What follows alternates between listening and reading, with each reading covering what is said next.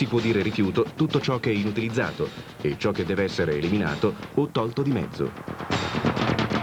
In passato il problema non esisteva. Tutti i beni prodotti e usati venivano immediatamente riutilizzati nei cicli naturali o nelle attività umane. Il problema rifiuti per noi invece è un'emergenza nei confronti della quale anche l'impegno del singolo cittadino è determinante. È necessario suscitare la consapevolezza di quanto sia fondamentale conservare e recuperare l'ambiente. Differenziare, recuperare e produrre meno rifiuti devono divenire atteggiamenti consueti del nostro vivere quotidiano. Provvedere ad una efficace raccolta differenziata permette non solo di ridurre la quantità finale da smaltire, ma anche di ottimizzare quantità e qualità dei materiali riciclabili, finalizzata al risparmio delle materie prime e di energia.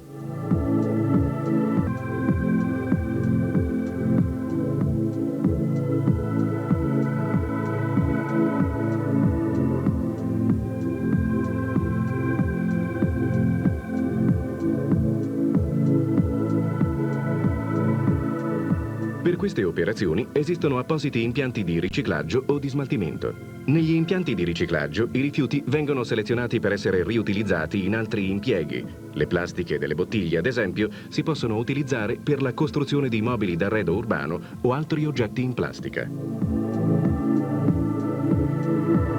Tra i sistemi di smaltimento, la discarica rimane ancora la dimora finale preferita dai nostri rifiuti, mezzo indispensabile per smaltire tutto quello che è definitivamente inutilizzabile e non riciclabile. Esistono diverse tipologie di discariche a seconda dei materiali che sono destinate a contenere. Sono impianti complessi controllati, che garantiscono sicurezza su emissioni di gas e percolato e, se ben realizzati, hanno un basso impatto ambientale.